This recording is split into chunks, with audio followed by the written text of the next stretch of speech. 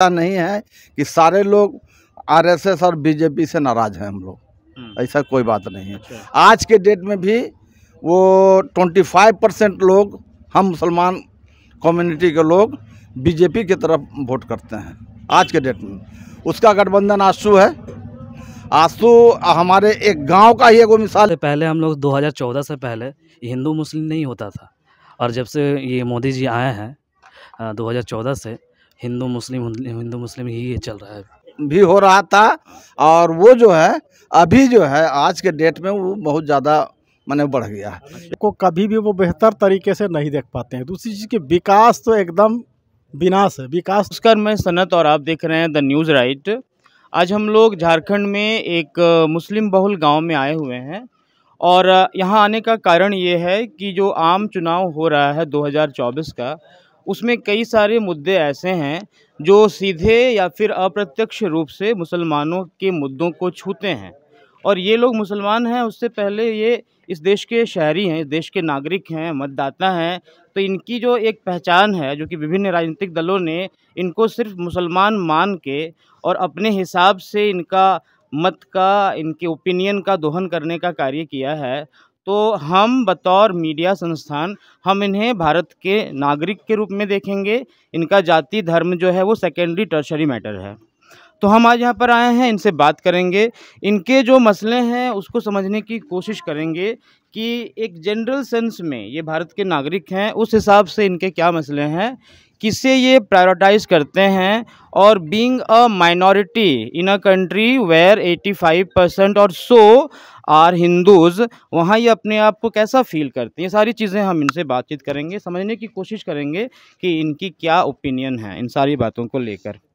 तो चाचा, आपका नाम क्या हुआ? पहले नाम बताएंगे फिर बातें करेंगे। जी, मेरा नाम अब्दुल मन्नान है। जी, तो ये ज़रा हम लोग समझना चाहते हैं, अभी यहाँ आने का एक विशेष कारण तो यही है कि इलेक्शन चल रहा है, ठीक है ना।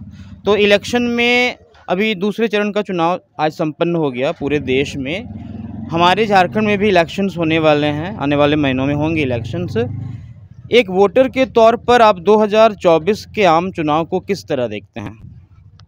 देखिए, एक वोटर के नाते मैं आपके माध्यम से भारत के सरकार को मैं मुख्य उद्देश्य ये कहना चाहूँगा कि हम मुसलमानों को कभी भी वो बेहतर तरीके से नहीं देख पाते हैं। दूसरी चीज़ की विकास तो एकदम विनाश है। विकास तो है ही नहीं, धरातल में विकास तो दिखता ही नहीं। उस पर भी मुस्लिम समाज को तो खुले शब्द में आज के डेट में कह रही है बीजेपी कि हम पूरी तरह से ख़त्म कर देंगे इनके कोटा को पूरी तरह से ख़त्म कर देंगे। जो आज ये क्या नाम है, अमित शाह जी कह रहे हैं खुले शब्द में, खुले मंच में कह रहे हैं कि हम मुस्लिम कोटा को एकदम समाप्त कर देंगे पूरे भारत से इस बार अगर हम जीतेंगे तो।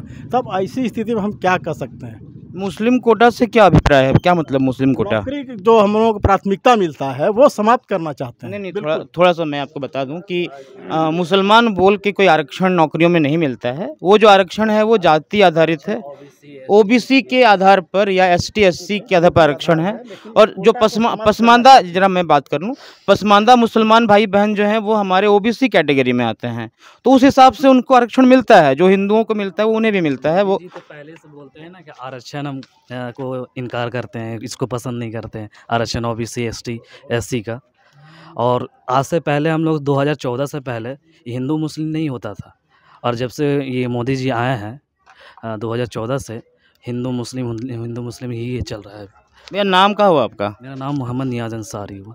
अच्छा, एक बात बताइए नियाज, आप यूथ हैं, ठीक है ना, जो भी आप बोल रहे हैं वो आपका अपना इंडिपेंडेंट स्वतंत्र सोच है, या फिर जो मीडिया में आप देखते हैं या विपक्षी लोग बोलते हैं उससे आप इन्फ्लुएंस्ड होकर बोल रहे हैं? नहीं, मेरा खुद का है, ये खुद का। मैं जब भी मोबाइल खोलता हूँ या फेसबुक चलाता हूँ यही होता है, हिंदू मुस्लिम यही चल रहा है अभी।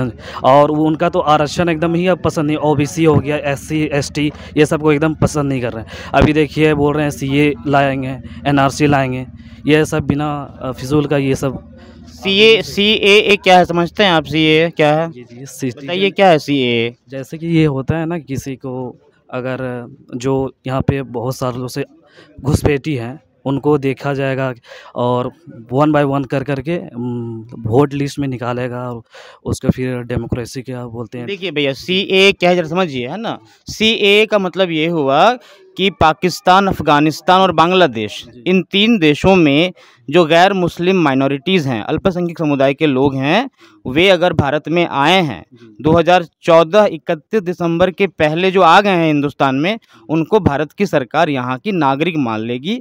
ये कुछ प्रक्रिया के तहत ये CAA है। यहाँ पे इतना है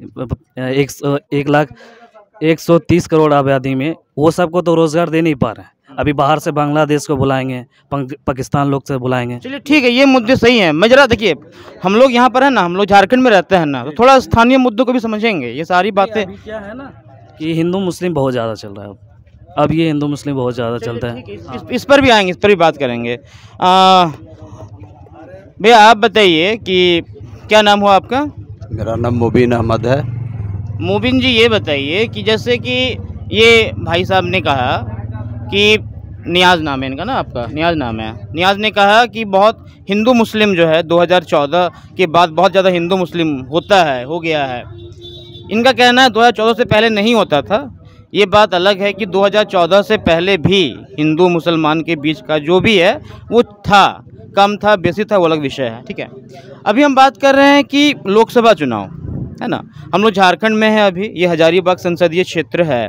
थोड़ा हम समझते हैं स्थानीय स्तर पर कि हजारीबाग सीट में हजारीबाग का जो मुस्लिम मतदाता है उसका किस तरह का रुझान है। इंडिया गठबंधन की तरफ जाएगा या एक नया अभी झारखंड लोकतांत्रिक क्रांतिकारी मोर्चा जयराम महतो की पार्टी, उसका एक प्रत्याशी है संजय जी, उनकी तरफ आप जाएंगे, या फिर मनीष जायसवाल मोदी जी के जो प्रत्याशी हैं। आपके हिसाब से, आप माइनॉरिटी ग्रुप के हैं, क्या चल रहा है? देखिए,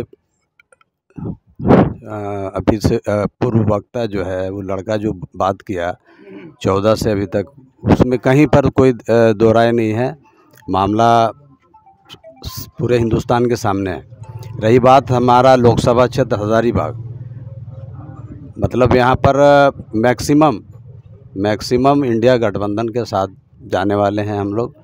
और उसकी बात यह है कि आपस में इस तफरका जो पैदा हुआ है, नफ़रत की जो राजनीति चल रही है, इससे एकदम उब गया है, पूरा हिंदुस्तान उब गया है। इसलिए हम लोग इंडिया गठबंधन के साथ जाने वाले। इंडिया गठबंधन मतलब जेपी पटेल। अच्छा ये बताइए, जेपी पटेल तो जुमा कुछ दिन पहले आए हैं बीजेपी छोड़कर कांग्रेस में, तो एक बात बताइए, बीजेपी में जब थे तो यही जेपी पटेल आरएसएस बीजेपी की विचारधारा के पोषक थे, मानने वाले थे। अचानक से कांग्रेस में आ गए पलटा खा के, तो ऐसा आपको क्या लगता है कि हृदय परिवर्तन हो गया रातों रात? नहीं, वो उनका हृदय पहले से ही परिवर्तन है, इसलिए वो उस माइंडेड के नहीं हैं, आरएसएस माइंडेड के वो हैं नहीं। और जो भी अभी आरएसएस माइंडेड के लोग हैं उसमें नफ़रत की बू आती है। इस वजह से हम लोग जेपी पटेल एक्चुअली वो आरएसएस माइंडेड नहीं है, वो पहले जेएमएम में थे, उनके फादर भी जेएमएम में थे, और इस वजह से हम लोग जो है इंडिया गठबंधन के साथ जाएंगे। अच्छा, कुछ और लोगों से बात करते हैं, आइए ना भैया थोड़ा सा। अच्छा ठीक है, आ जाते हैं हम भी यहाँ, पता नहीं कैसे छाप पाए। नहीं ठीक है, कोई मसला नहीं है, मैं चला जाऊँगा थोड़ा सा।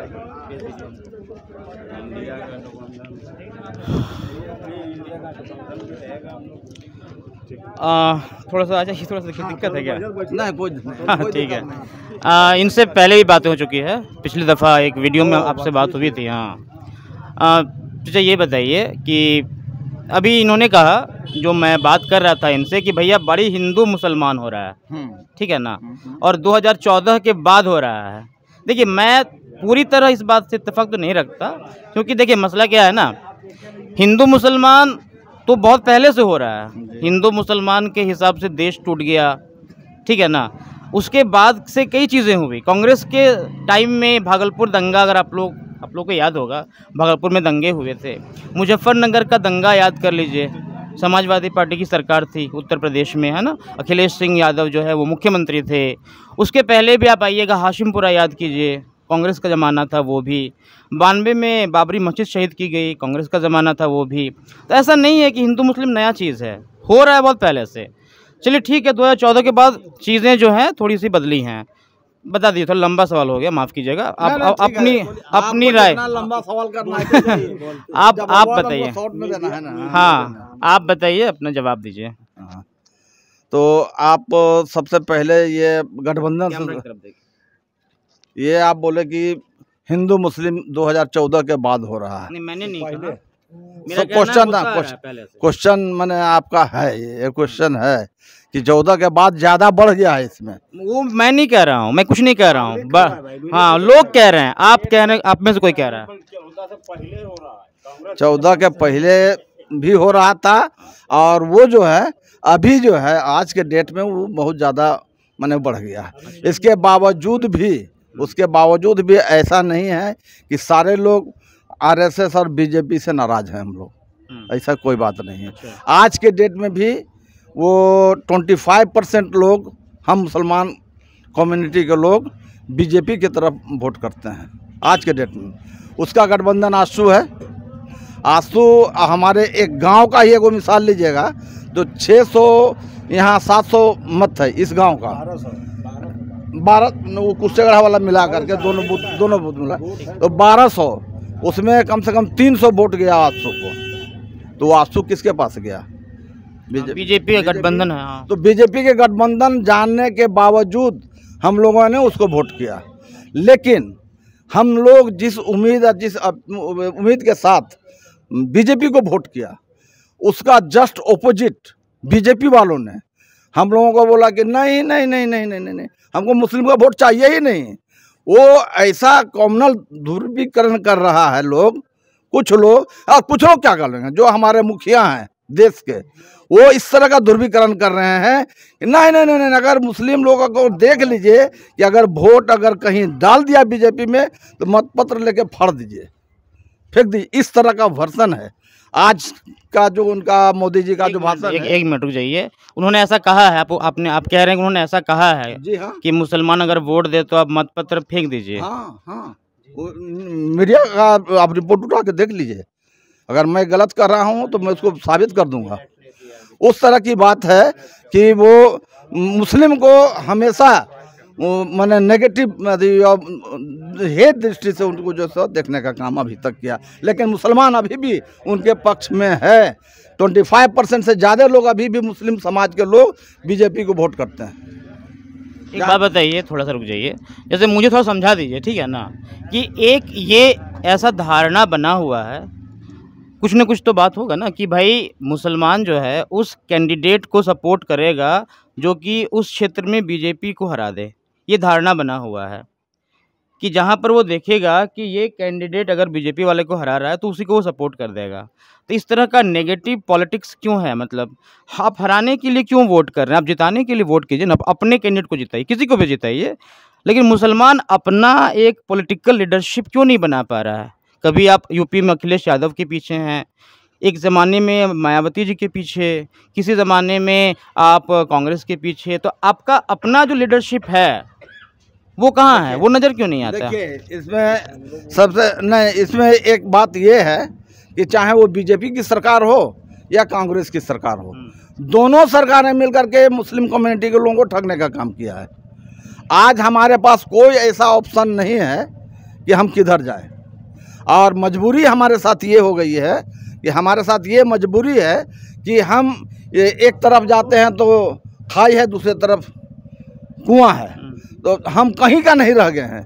क्या कारण क्या है बताइए? कारण ये है कि एक मिनट थोड़ा सा पूरा करना।